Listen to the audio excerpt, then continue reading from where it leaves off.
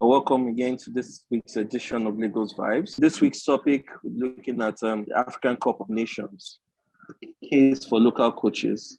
We'll also be discussing rap lyrics as evidence, question mark. I think that, nobody wants, artists have seen it as a prosecution of their work, but nobody wants that.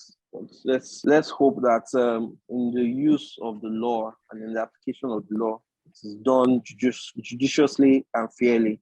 Nobody is what's put on the spot. And that's the most important thing.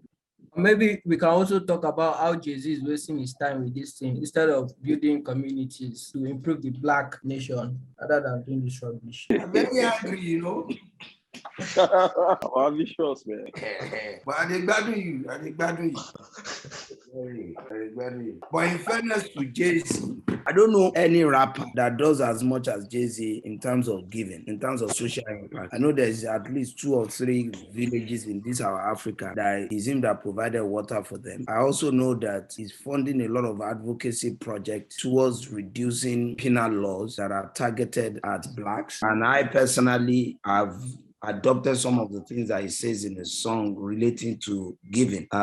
He was the one that said, when you give people money and you don't give them your time, it's like you don't give a damn. Talking about Jay-Z and the things that he's doing, I think he's doing a lot in the criminal justice system too. I think he has a lot to do during the trial of McMill, when he was like facing a battle with the law and everything. Jay-Z was part of people that like stood by him and came through for him, and I had the best lawyers and things like that. And I'm sure like that's not the only first rapper he has done it for. So I think Jay-Z, we should give him his flowers. I think even Lil Wayne, when he got in trouble he couldn't pay his taxes, I think it was him that paid now. He did pay about 10 million for Lil Wayne's tax, right? We heard it, rap lyrics as evidence. We've gotten the legal side of things. We've gotten the layman side of things.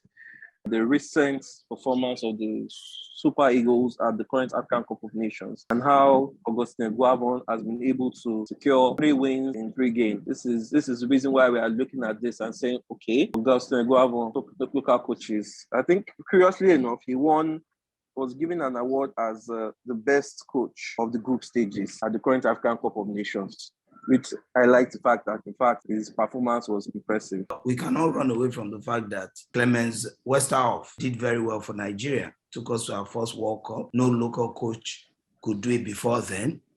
I think he won us African Cup of Nations. I think he took us, he did quite well for us. And the Nigerian team that went to USA 94, could beat anybody.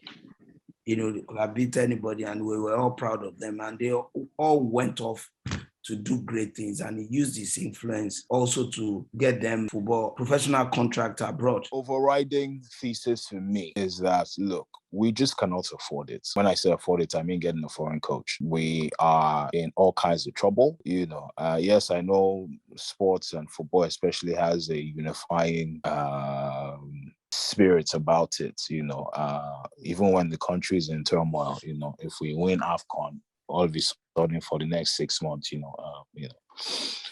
everyone gets the chance to dream, and it snatches people out of their reality. I mean, which is good.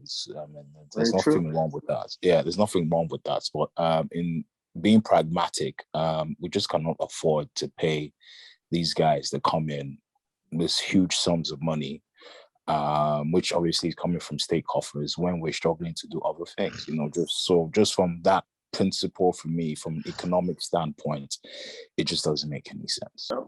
You may be right, but I think part of the reasons why we have had issues in the past is I've had cases where when local coaches are in charge and it's time to give orders, you hear the superstars, Amano Sime, who tell that local coach, Alaye, I play in Napoli. I'm a big boy by every level. I make pounds, man. You can't tell me nothing, man. You know what they call themselves? Senior man. Yeah. So I'm a senior man. You can't tell me, Abba, I make pounds every week. I make loads of money. I have lots of do.